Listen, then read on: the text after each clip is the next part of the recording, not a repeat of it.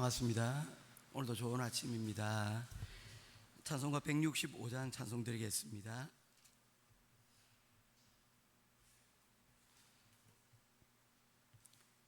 찬송가 165장입니다.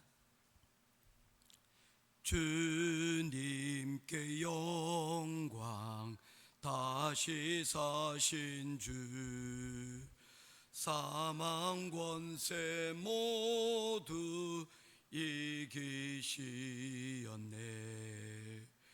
흰 옷 입은 천사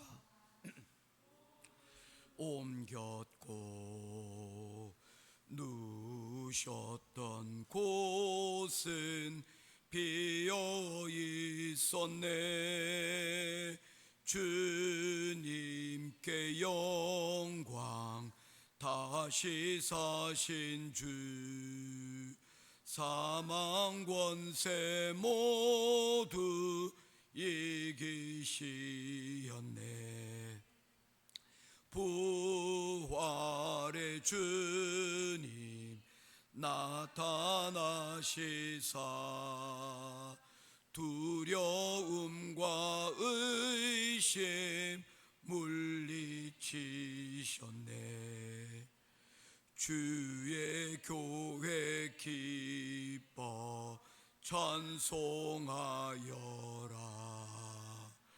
다시 사신 주님 죽음 이겼네. 주님께 영광, 다시 사신 주, 사망 권세 모두 이기시었네. 생명의 주님, 영광의 주님, 주님 없는 삶은 헛될 뿐이라. 주의 사랑으로 세상 이기고 요단 건너 본향 가게 하소서. 주님께 영광, 다시 사신 주, 사망 권세 모두 이기시었네. 아멘. 찾으실 하나님의 말씀은 고린도전서 제 15장 20절에서 34절 말씀까지 보도록 하겠습니다.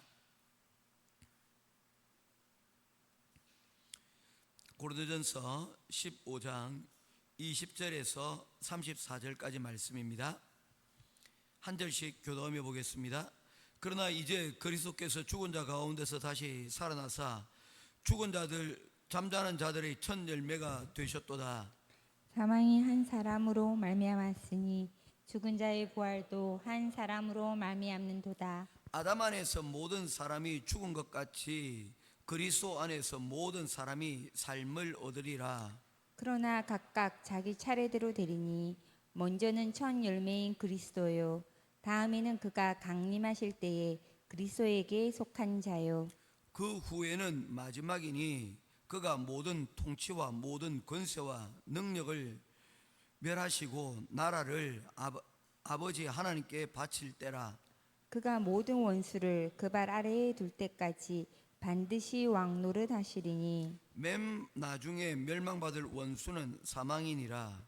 만물을 그의 발 아래에 두셨다 하셨으니 만물을 아래에 둔다 말씀하실 때에 만물을 그의 아래에 두시니가 그 중에 들지 아니한 것이 분명하도다. 만물을 그에게 복종하게 하실 때에는 아들 자신도 그때에 만물을 자기에게 복종하게 하신 이에게 복종하게 되리니 이는 하나님이 만유의 주로서 만유 안에 계시려 함이라.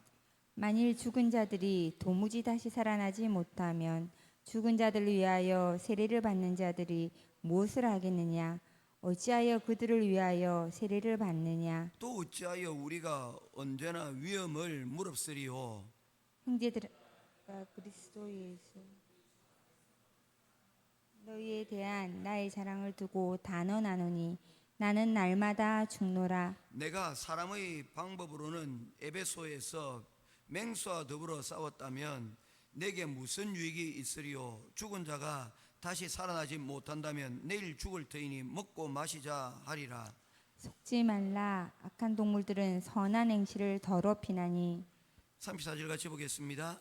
깨어 의를 행하고 죄를 짓지 말라. 하나님을 알지 못하는 자가 있기로 내가 너희를 부끄럽게 하기 위하여 말하노라. 아멘. 고린도전서 15장은 고린도전서 가운데 가장 긴장이라고 하였습니다. 58절이나 된다고 했죠. 이유가 뭘까요? 가장 중요한 부분이기 때문입니다.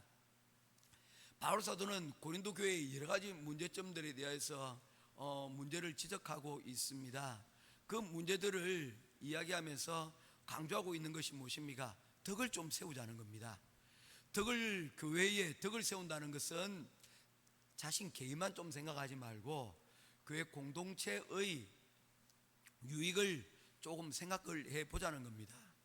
우리 가정이 있지 않습니까? 가정에 각자 한 사람들이 다 중요합니다. 그런데 한 사람이 땡깡을 피우면 왜 가정이 내 중심으로 돌아가지 않느냐고 얘기를 하는 겁니다. 아버지가 얘기하죠. 내가 이 가정에 제일 지분이 많은데 내가 매일 수고하는데 내 중심으로 이 가정이 돌아가야 된다는 거죠. 그럼 나머지 사람들은 숨쉬기가 좀 힘들어지는 거죠. 왜? 가장 지분이 많은 사람이라고 얘기하니까 대주주가 뭐 얘기를 하니까 여러분 좀 인정할 수밖에 없잖아요. 또 얘기합니다. 그래도 내가 이 집안의 장남인데 결국에는 내가 이 집안의 대를 이을 것인데 이 집안이 내 중심으로 좀 돌아와야 될 거 아니냐. 좀 더 나를 위해서 좀 희생하라. 특별히 동생이나 있다면 동생들은 장남을 좀 존중해야 된다. 혹은 막내가 그래도 내가 이 집안에 내가 분위기 메이커 아니냐, 나 중심으로 돌아야지. 서로 이리 각자 주장을 한다면 서로 간에 이 집안은 교회야말로 전쟁터가 될 수밖에 없습니다. 교회도 마찬가지가 아니겠습니까? 교회에 터줏대감이 있고요, 교회에 지분이 많은 사람이 있을 수도 있습니다. 혹은 교회에서 여러분 내가 교회에 어떤 필요를 내가 채우기 위해서 왔는데 나 좀 케어해 줘야 될 것 아니냐고, 교회가 이런 것이냐고 이야기하는 사람들도 있지 않겠습니까? 그렇게 되다 보면 이 공동체가 커지면 커질수록 힘이 모이기는커녕 서로 간에 뭡니까? 분쟁으로 인하여서 가지나무 많은 나무 바람 잘 날 없다고 이 공동체 전체가 큰 어려움에 여러분 봉착할 것이 틀림없습니다. 그런 모습들이 여실히 드러나고 있는 곳이 바로 이 고린도 교회였다는 것입니다. 고린도 교회의 이런 문제들에 대해서 바울 사도는 여러 방법들을 제시를 합니다. 해결책을 제시를 하고 있는 것이죠. 그런 해결책 가운데 중요한 것 하나가 뭐였습니까? 바로 사랑의 은사를 우리가 다시 회복하자는 거였습니다. 사랑으로 우리가 이 문제를 우리가 해결하자는 것이었습니다. 그들의 다툼 가운데 가장 큰 문제가 화합하지 못하는 그 문제가 바로 이 사랑의 은사를 우리가 눈에 보이지 않는다고 무시한 결과다라는 것을 지적을 하고 있는 것이죠. 또 그리고 이 얘기를 하면서 이 예배가 참 중요한데 이 고린도교회 예배가 좀 무질서한 부분들이 있었다는 겁니다. 그래서 특별히 예전에 혹시 기억나십니까?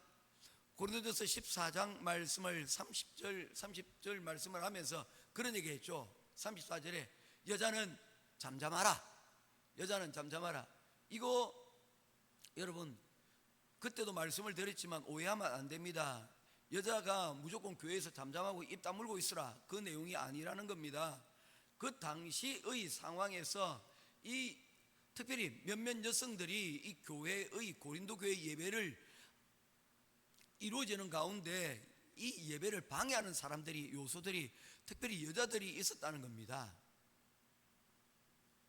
그래서 만약에 교회가 이런 문제가 있었다면 모든 교회가 아닌, 이것이 개별적인 문제가 아니고 모든 공동적인 문제였다면 바울 사도는 모든 교회에 이 부분을 강조하여서 말할 것인데 오직 고린도전서에서만 이야기를 하고 있다는 것은 이 문제가 전체적인 문제가 아니고 뭡니까? 지역적인 문제라는 것을 말하고 있는 것입니다. 이 고린도 교회의 특별한 상황이라는 것이죠. 게다가 예수님도 복음서에서 이런 내용을 말하고 있지 않습니다. 예수님께서 복음서 가운데 여자들은 잠잠하라 라고 말한 적이 있습니까? 없다는 거죠. 게다가 더욱 결정적인 것은 고린도전서 11장 5절 말씀에 보니까 여자들도 교회에서 예언하고 또한 기도하라라고 말씀을 하고 있습니다. 이 기도가 단지 혼자 하는 개인 기도가 아니라 공적인 자리에서 하는 기도를 여러분 하라고 권면하고 있는 것입니다. 이 말씀이 말하고 있는 것은 여자가 무조건 잠잠하라고 하는 내용이 아니라는 것입니다. 그러면서 그 내용 가운데 이야기하고 있는 것이 무엇입니까? 질서와 덕을 이야기하고 있는 겁니다. 제가 왜 15장을 얘기하면서 이 이야기를 강조하는지 아시겠습니까? 교회는 평화를 위해서, 교회가 공동체로서 그리스도의 몸이 되어서 성장을 하기 위해서 필요한 것은 무엇입니까? 서로가 덕, 서로의 배려와 그리고 서로의 친절 가운데서 교회 공동체가, 예배가 드려지고 그리고 성장하고 세워질 수 있다는 것을 말씀을 하고 있는 것입니다. 그래서 기억하십시오. 교회는 화목해야 됩니다. 어떤 분 가정에 갔더니 크게 탁 붙여놨더라고요. 가화만사성 이렇게 붙여놨더라고요. 서로 화합하는 것이 뭡니까? 가정에서 가장 중요하다라는 것이죠. 이것을 가장 여러분 국가적으로 실천하는 나라 중에 하나가 바로 일본입니다. 그래서 예전에 일본에 대하여서 역사를 기록했던 사람 중에 한 사람이 일본을 정의하는 책으로서 국화와 칼이라는 책을 저술을 하였습니다. 베네딕트 여사였는데 이 베네딕트 여사가 이러한 책을 저술하게 된 데는 미국 정부의 요청이 있었습니다. 세계대전을 치르면서 일본이라는 나라가 도대체 어떤 나라인지 미국이 잘 이해를 하지 못하겠는 거예요. 왜냐하면 전쟁을 하다가 어려우면 어떻게 됩니까? 항복을 하잖아요, 그죠? 그런데 일본 사람들은 도무지 이 항복이라는 단어를 잘 이해를 못하고 있더라는 겁니다. 일례로 필리핀으로 일본군이 점령을 하였는데 그때 바탄 전투에서 미군이 대참패를 하게 됩니다. 포로가 무려 7만 명이 이 바탄 전투에서 만들어지게 됩니다. 그러면 항복했으면 어떻게 됩니까? 자기들도 계속된 전투가 이루어지면 사상자가 생길 것인데 이 포로들을 존중해주고 그리고 수용소에 가두면 될 것인데 그들을 경멸하였습니다. 전투에서 끝까지 싸우지 않고 포로로 잡힌 것에, 항복한 것에 대해서 그들이 인정을 하지 않았습니다. 그래서 바탄에서 죽음의 행진이 바탄에서 어디까지 하면 그 클락을 지나서 여기가 어디죠? 달라 포로 수용소까지 그 수백 킬로를 걸어가면서 10,000명의 이상 사람들이 그 행진 가운데서 죽었지 않습니까? 왜냐하면 그들이 이해를 못하는 거예요. 왜 미군이 비겁하다라고 생각한 거죠. 그 반대로 미군들이 섬에 상륙할 때마다 일본군에게 항복하라고, 이제 전세가 기울어졌으니까 항복하라고 했는데 최후의 1인까지 끝까지 여러분 싸우는 모습들을 그들이 본 겁니다. 가장 대표적인 전투 중에 하나가 어디입니까? 오키나와의 유황도 전투하고 그리고 사이판에서 어린아이 하나까지 여러분 다 천황폐하 만세 부르면서 다 절벽에서 다 뛰어내는 거예요. 그 절벽이 사이판에 아직도 남아있는데 만세 절벽이라고 하는 것이 바로 그것입니다. 저렇게까지 할 필요가 있는가?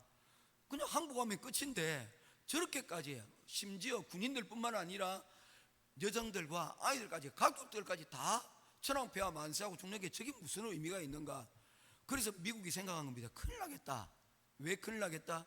일본으로 들어가게 되어지면 일본 사람들이 저렇게 다 죽게 살기로 다 하고 나면 이 전쟁이 끝이 없겠다라고 생각을 한 겁니다. 그래서 일본에 대해서 연구를 좀 해야 되겠다 해서 만들어진 책이 바로 국화와 칼입니다. 일본은 어떤 나라인가? 그랬더니 일본은 국화의 나라라는 거예요. 국화가 상징하고 있는 것은 일본의 천황입니다.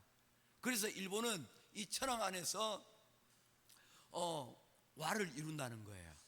평화를 이룬다는 거예요. 그래서 일본은 위로부터 여러분 내려지는 명령에 대해서 복종하고 복종하는 그런 문화가 여러분 있는 거예요. 그래서 이 명예를 그들이 중요시 여기기 때문에 이 명예를 중요시 여기는 방법이 뭐냐면 위의 명령에 그대로 순종하고 복종하는 그런 모습입니다. 그게 와를 이루는 거죠. 그런데 여기에서 이 와에, 그 마을에서 와에 튀는 사람이 생기면 어떻게 됩니까? 그래서 나타나는 단어, 유명한 단어가 등장합니다. 이지매. 우리 한국의 거기 상륙에서 뭐가 됩니까? 왕따라는 게 만들어졌잖아요. 그게 다 일본의 이 와의 문화입니다. 그런데 이 와는 뭡니까? 굉장히 절박한 거예요. 이 가운데서 복종하지 않으면 어떻게 됩니까? 이짐에 당하는 거예요. 그 마을에서 더 이상 살 수 없는 거죠. 이런 와를 얘기했는데, 교회에서 말하고 있는 평화는요, 이런 일본에서의 왕따 문화가 아니라는 것입니다. 우리 교회의 어떤 전통이 있는데 이 전통에 뭐하면 부합하지 않으면 우리 교회에 나오지 마 라고 하는 그런 이짐의 문화가 아니라는 겁니다. 할 수만 있다면 이 교회 가운데로 뭐 하는 것입니까? 함께 와서 이 가운데서 덕을 이루는 것이 바로 그런 목적이었다는 것이죠. 자, 그런 가운데서 이 와를, 이 덕을 이루는 가장 그러면 힘이, 원동력이 무엇일까? 그 이야기를 하면서 바울 사도는 바로 이 부활신앙을 말씀하고 있는 것입니다. 그러면서 이 부활신앙을 위해서 바울 사도가 말하는 그 내용을 31절에 그의 이러한 부활신앙의 내용을 그가 이렇게 담고 있습니다. 31절 같이 보겠습니다. 시작. 형제들아, 내가 그리스도 우리 주 안에서 가진 바 너에게 대한 나의 자랑을 두고 단언하노니 나는 날마다 죽노라. 나는 날마다 죽노라 라고 이야기를 하고 있습니다. 이러한 교회의 가운데서의 이 평화를 위해서 나는 날마다 내 자신의 욕망을 억누르고 나는 너희들을 위해서 언제든지 희생할 준비가 되어 있다. 바로 그리스도 예수께서 죽으신 이 죽으심이 바로 무엇을 위함이라는 것입니까? 우리 교회의 하나됨을 위하여서 예수 그리스도께서 죽으시고 그리고 난 다음에 또 다시 살아나심으로 이 교회가 그리스도와 다시 부활함으로써 이와 같은 여러분 공동체 가운데서 이 부활신앙으로 무장되어진다면 못할 것이 없다라는 것들을 여러분 하는데, 이것을 바울 사도는 자신이 스스로 매일매일 이를 위하여 공동체를 희생하는 희생으로 말미암아 뭐하고 있다는 것입니까? 바로 이것을 실천하고 있다고 말씀을 하고 있는 것입니다. 부활신앙이라는 것은요, 내가 죽고 손해보고 야 내가 희생했더니 내가 손해봤더니 그걸로 끝나네, 이걸로 되는 것이 아니라는 것입니다. 다시 살아나기 때문에 우리가 이것에서 주어지는 상급이 있기 때문에 우리는 희생해도 이 희생을 여러분 무의미한 것이 아니라는 것을 바울 사도는 말하고 있는 것입니다. 자, 이제 서론이 많이 길었죠. 그러면서 오늘 성경에서는 두 가지를 이야기를 하는데, 하나는 지난주에 했던 내용입니다. 금요일날 했던 부분이죠. 이를 위하여서 그리스도께서 부활에 뭐가 되었다는 것입니까? 첫 열매가 되었습니다. 부활이라는 것이 감히 상상할 수도 없는 아이디어였는데, 사람이 죽었다가 어떻게 다시 살아나요? 그렇지 않습니까? 그런데 그리스도께서 부활하심으로써 이 부활이 일어날 수 있는 것이구나, 그리스도를 믿는 자들에게는 이런 일들도 일어날 수 있구나라는 것을 예수님께서 친히 모범으로 보여주셨는데, 그것이 바로 첫 열매라는 것입니다. 자, 형준아, 첫 열매라는 것이 뭐지? 첫 열매라는 것은 둘째 열매, 셋째 열매, 넷째 열매가 일어날 수 있다는 거예요. 이런 걸 이야기하면서 영화 진주만 이야기를 했지 않습니까? 비행기 한 대가 활주로가 파괴돼 갖고 너무 좁은데 비행기가 날아올 수 없을 것 같은데, 그것을 첫 번째로 시도를 해서 날아올 수 있을 것 같은데 해서 시도를 해서 비행기를 날아올랐습니다. 그렇게 되고 나니까 할 수 없다고 했던 비행사들도 저렇게 하면 되겠구나 해서 두 번째, 세 번째 계속해서 날아오를 수 있게 되었다는 것입니다. 마치 이것과 마찬가지로 그리스도께서 이와 같이 친히 날아올라 그리고 이 부활이라는 것이 실제 일어날 수 있다는 것을 보여주셨기 때문에 이를 믿고 그 뒤를 이어서 누군가가 여러분 이것을 믿고 이 부활의 신앙을 가지고 순교도 하고 또한 희생도 하면 그 뒤를 따르는 믿음의 열매들이 있게 될 것을 말씀을 하고 있는 것입니다. 이것이 부활이 우리에게 주는 첫 번째 유의를 말씀을 하고 있는 것입니다. 그리고 이 부활은 어떤 의미를 가지고 있습니까? 말씀을 보게 되면요 22절 말씀 보겠습니다. 같이 보도록 하겠습니다. 시작. 아담 안에서 모든 사람이 죽은 것 같이 그리스도 안에서 모든 사람이 삶을 얻으리라. 여기서 모든 사람이라고 이야기하고 있습니다. 이거는 어떤 특정한 사람만 부활을 경험할 수 있다는 것이 아니고 모든 사람이라고 말씀을 하고 있는 것입니다. 그래서 부활하신 예수 그리스도의 그 부활은 마지막에는 우리 모든 믿는 성도들이 그 어떤 조건에서든지 내가 많이 가지고 못 가지고 내가 지분이 많고 적게 가지고 상관없이 이 부활에 참여할 수 있다는 것을 말씀을 하고 있는 것입니다. 그리고 두 번째 교훈은 바로 이것입니다. 23절 말씀입니다. 같이 읽도록 하겠습니다. 시작. 그러나 각각 자기 차례대로 되리니 아멘. 그러나는 어디에 그러나입니까? 20절에서 그러나와 이 23절에서의 그러나가 여러분 같은 그러나입니다. 어디와 연결되어 있습니까? 19절 끝나고 난 다음에 20절이 연결된 것과 마찬가지로 23절은 19절 끝나고 난 다음에 그러나로 계속 이어져 나가고 있다는 것입니다. 각각 차례대로 될 것을 이야기하면서 이것이 첫 열매로 이루어진 것을 말씀을 하고 있는 것이죠. 자, 이제 우리가 살펴볼 마지막 말씀은 29절 말씀입니다. 29절 말씀 보겠습니다. 같이 읽겠습니다. 시작. 만일 죽은 자들이 도무지 살아나지 못하면 죽은 자들을 위하여 세례를 받는 자들이 무엇을 하겠느냐? 어찌하여 그들을 위하여 세례를 받느냐? 이 말씀이 조금은 이해가 안 될 수도 있습니다. 여러분 어떤 이야기합니까? 죽은 자들을 위하여 세례를 받는 자들이 무엇을 하겠느냐? 사실 고린도 교회는 부활을 믿지 않는 사람들이 많이 있다고 하였습니다. 부활 신앙이 없는 사람들이 많이 있었어요. 그러면서 제가 철학 이야기를 했지 않습니까? 플라톤 이야기를 했지 않습니까? 우리가 거룩한 것은 우리의 영적인 것이 육적인 것이 아니라고 그들은 믿었기 때문입니다. 오히려 죽음으로써 우리의 영이 육체로부터 노임을 받게 된다고 이야기를 그들은 생각을 하였습니다. 그래서 그들은 육체의 부활이 다시 일어날 것을 그들은 생각하지 않았습니다. 예수 그리스도를 믿음으로 말미암아 구원을 얻는데 그 구원은 영적인 것이지 육적인 것과는 아무런 상관이 없는 것이라고 여겼기 때문입니다. 왜요? 플라톤 철학에 육적인 것은 뭐하기 때문에 천한 것이고 육적인 것은 나쁜 것이기 때문입니다. 그래서 이제 죽음으로 말미암아 이제 비로소 육적인 것과 영적인 것이 분리가 되었는데 우리가 다시 육적으로 부활한다는 것은 죽어도 다시 이 육체의 감옥에 갇혀 있는 것과 같은 그런 상태가 되어진다면 이거는 있을 수 없다라고 믿는 사람들이 여전히 교회에 와도 여전히 예수 그리스도를 믿는다 하면서도 잘못된 신앙을 가지고 있던 사람들이 그곳에 많이 있었다는 것입니다. 그들이 철학적인 그러한 생각에서 머물러 있는 사람들이 많이 있다는 것이죠. 우리 한국교회도 여전히 그렇지 않습니까?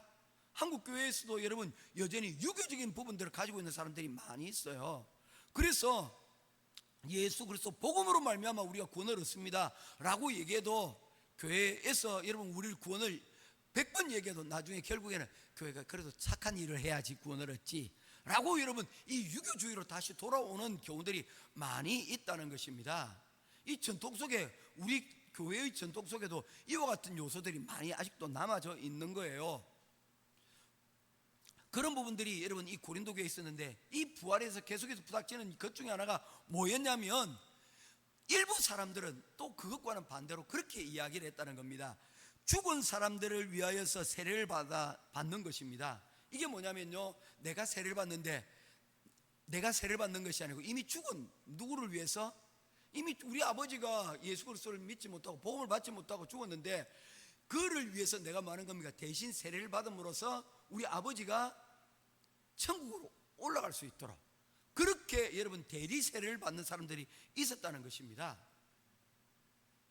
그럴싸하지 않습니까? 내가 죽은 자를 위해서 기도하고 내가 죽은 자를 위해서 정성을 다하면 그 공로가 여러분 올라가는 것이죠. 오늘날 천주교에도 여전히 이와 같은 전통들이 남아 있습니다. 그 중에 대표적인 것이 무엇입니까? 면죄부라는 거잖아요. 이 면죄부를 내가 삼으로써 누구를 위해서? 우리 죽은 이전에 죽은 사람들을 위해서 이 면죄부를 삼으로써 그가 죄를 면죄받아 천국으로 올라갈 수 있다는 그 믿음으로 면죄부를 사는 거예요.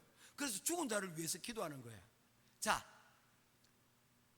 이 부분에 대해서 바울 사도는 이것이 잘못된 것이지만 이것을 지적하고 있지 않습니다. 뭐라고 얘기합니까? 너희들이 만약에 이와 같이 대리 세례도 받는데 부활이 없다면 너희들이 지금 하고 있는 이 모든 것들이 다 헛된 것 아니냐? 그러니 뭐가 있다는 것입니까? 복음 가운데는 부활신앙이 있다는 것입니다. 그러므로 이 부활신앙을 우리가 붙잡고 이 부활신앙으로 우리가 살아야 될 것을 말씀을 하고 있는 것입니다. 오늘은 여기까지 하겠습니다. 지난주까지 이어왔던 이 부활장까지 어떻게 이어져 왔는지, 두 번째 이 부활장에서 오늘 이 부활을 강조하고 있는 이유가 무엇인지에 대해서 오늘 설명하는데, 이 부분들을 계속해서 아직도 이 15장이 아직도 해야 될 부분들이 아직도 많이 남아있기 때문에 계속해서 우리 오늘 이번 주간에 이 부활장을 좀 더 깊이 있게 말씀을 살펴보도록 그렇게 하겠습니다. 기도하겠습니다. 고마우신 주님 감사합니다. 우리에게 부활신앙이 있습니까? 부활신앙이 우리 가운데 없다면 우리의 이 믿음이, 우리의 복음이 다 헛된 것이라고 바울 사도는 말씀하고 있습니다. 바울 사도의 이야기가 아니라 이것은 죽었다가 다시 부활하신 예수 그리스도께서 우리에게 명하신 것입니다. 이 부활신앙으로 우리가 무장될 수 있도록 인도하여 주옵소서. 우리가 바울 사도가 말한 것처럼 나는 날마다 죽노라 하는 이런 희생까지는 할 수 없었다 할지라도 우리의 자그마한 수고와 공동체를 위하는 기도와 우리의 노력과 헌신들이 하나님 결코 무위로 끝나지 않을 것을 오늘 성경은 말씀하고 있습니다. 우리가 부활신앙으로 무장되어져 이 부활신앙으로 다시금 우리의 공동체를 위하여서 기도하고 함께 세워져 나가는 하나님의 귀한 성도들 다 될 수 있도록 인도하여 주시옵소서. 오늘도 비가 오는 가운데 귀한 아침에 깨워 하나님 기도하며 하루를 시작을 합니다. 우리 오늘 하루가 이 날씨의 영향이 아닌 오늘 받은 말씀을 붙들고 기도로서 하나님 우리의 영안이 열리는 귀한 시간이 되기를 간절히 소원하오며 살아계신 우리 주 예수 그리스도 이름으로 간절히 기도드리옵나이다. 아멘. 하늘에 계신 우리 아버지여, 이름이 거룩히 여김을